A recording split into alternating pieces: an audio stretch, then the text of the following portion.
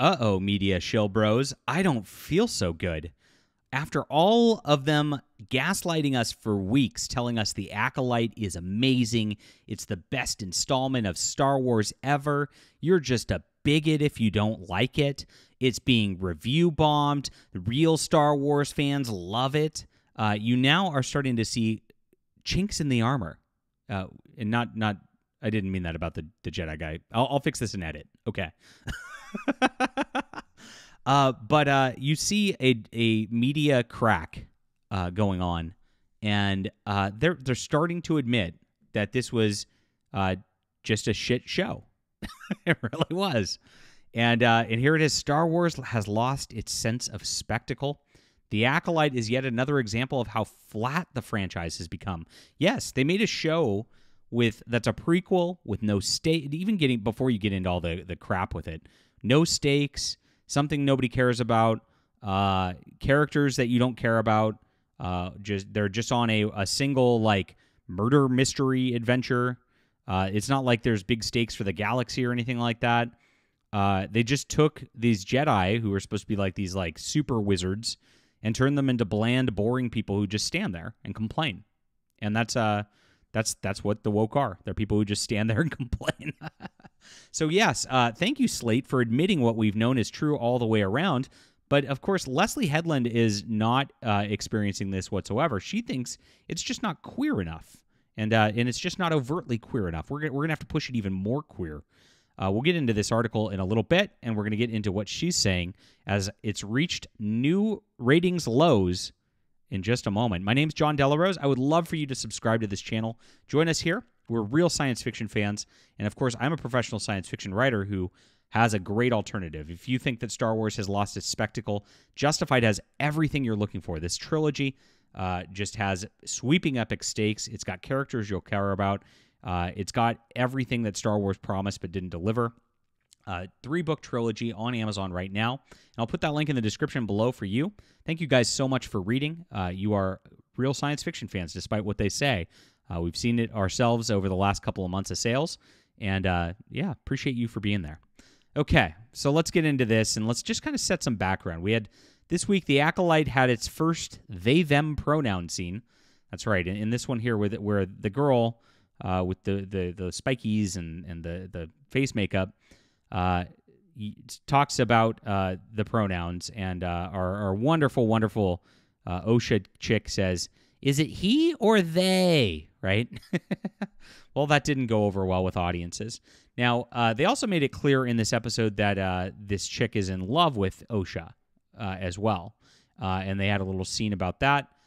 So they're doubling down on all the lesbianism, on all the queer stuff. That's all they care about, and that's why they can't write interesting shows. And look, actually, it dropped to the lowest ever. The audience score is now at 13%. This is another drop. Now, I thought at some point it's going to not be able to drop at all because, like, you just have so many votes at this point. Like, who can even come in to vote to drop it lower at this point? But as more people watch this, more people react poorly to it. If it was being review bombed, as I've said before, you would have had that initial drop, and then the media would have done their complaint thing, and then all the woke people who actually love the show, this giant modern audience that, you know, it's not for you, it's for them, they would have come in and reverse review bombed it, and the score would have been trickling back up by this point. Those people are not watching. There is no modern audience. There's nobody who likes this show. There's the show critics who are paid by Disney on one end, and then there's the actual audiences who hate this on the other end. And so when Amanda Stenberg goes out there, the multimillionaire chick, complaining about her being oppressed, all the intolerable racism, just because people say this show sucks, and when she's a privileged Hollywood starlet who goes out there, films this cringy music video, saying she doesn't care about discourse, which she doesn't. And ironically, she made our point. She doesn't care about the actual facts, doesn't care about discourse. She just is going to just do her queer stuff anyway, and throw it in your face and not leave you alone. That's kind of what this is all about. It didn't go over well. Imagine that. Imagine that. Now, Leslye Headland says it's not queer enough. She doesn't believe her Star Wars is queer with a capital Q. Oh, it's a lowercase q, queer, everybody. So they want it to be more queer going forward. She's proud to inspire LGBTQ story fans, but says the story is being read in unintended ways. Okay. Now, let's look at the lies here immediately. They've been boasting that this is the gayest Star Wars ever. They've been going out there doing a victim tour, saying that you're all just bigots, not liking it. And then she goes, oh, it's being unintendedly read as queer. Wait, what? You've told us the entire time that that's all it's about. You said that that's what matters.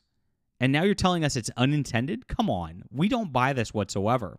So they go in this Hollywood Reporter article to shill over like everything, ensured the LGBTQ plus community was well represented in her new Disney Plus series.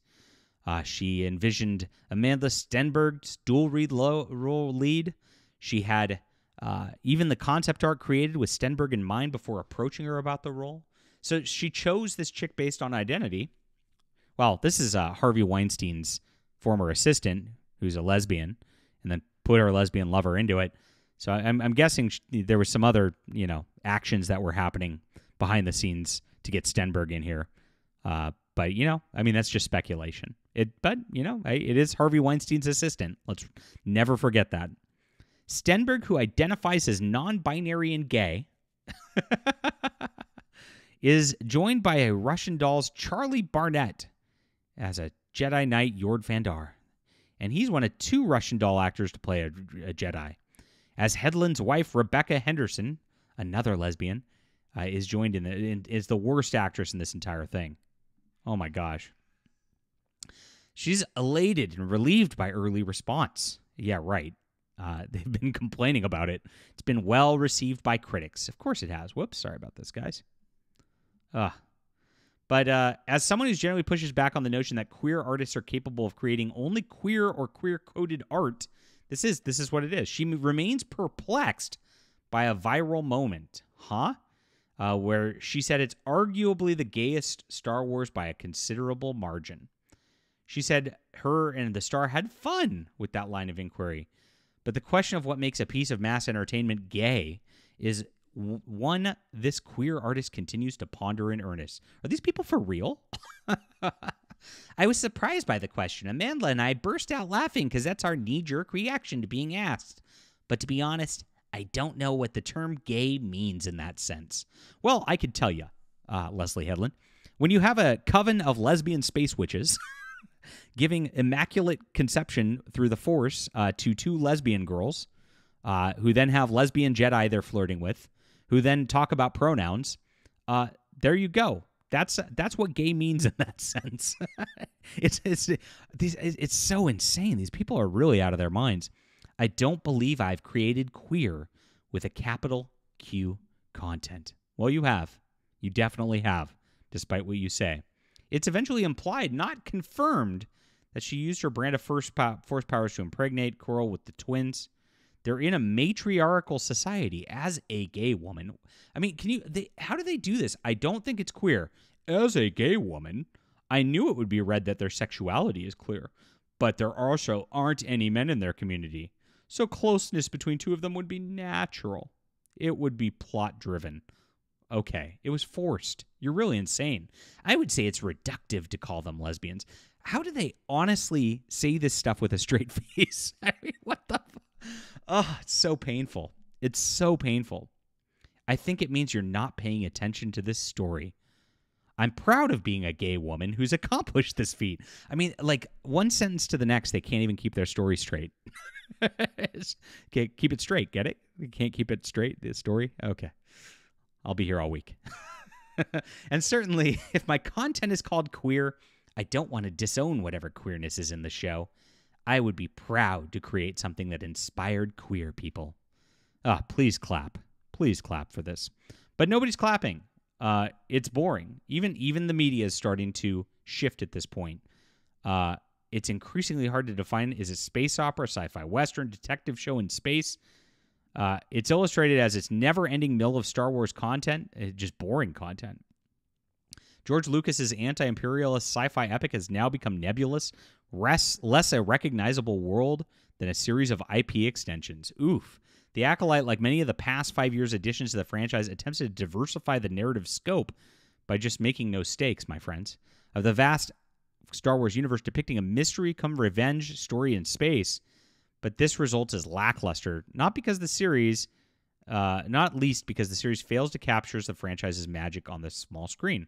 Well, they make the Jedi into bad people and into boring, stodgy space cops who just like are about the letter of the law and don't actually care about the people. I mean, you should have never done that to the Jedi. Obviously. It's ridiculous. But this is where we're at these days. They don't put two and two together because the media can't blame the queerness for it. But the queerness leads to anti-heroism. It's all the same bucket. It's all wokeness, and it destroys everything it touches.